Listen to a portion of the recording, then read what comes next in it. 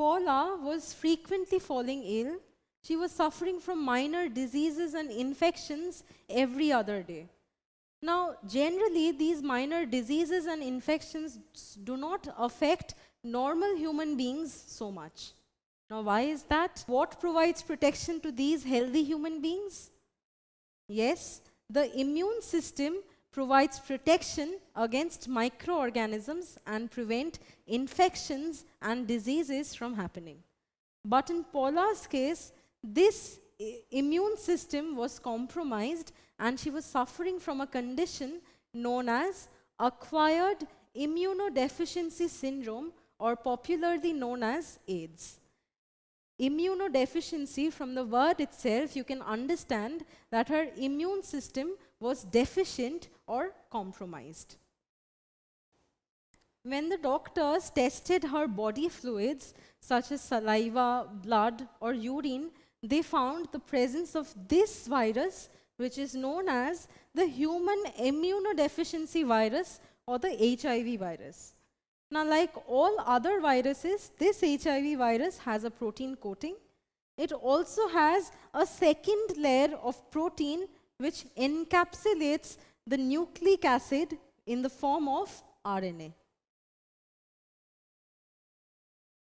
Now, AIDS can be transmitted through sexual relationships.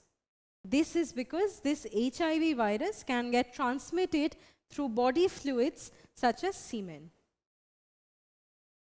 Now, AIDS can also be transmitted from or by blood transfusions or contaminated blood transfusions. What does that mean? Well, there are many patients who are suffering from a blood disease known as thalassemia or anemia, and they frequently require blood transfusions.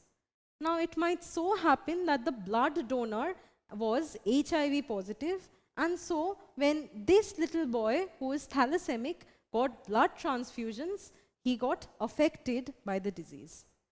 Now, care must also be taken to see that the needle that is used to prick your body is not used.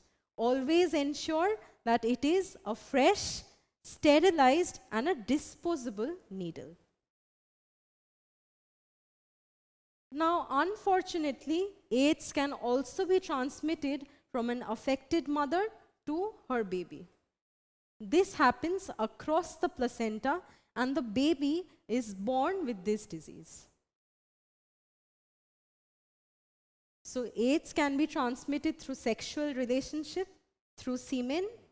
It can get transmitted through contaminated blood transfusions if the donor is HIV positive or the needle that is used is not clean. Finally, it can also get transmitted from an affected mother to her child. Now, did you know that AIDS first got transmitted from monkeys in Africa? I would like to take this opportunity to tell you that HIV virus does not spread through touch. So don't treat the HIV patients as untouchables. Do not ostracize or segregate them from the society. Treat them with utmost care and compassion.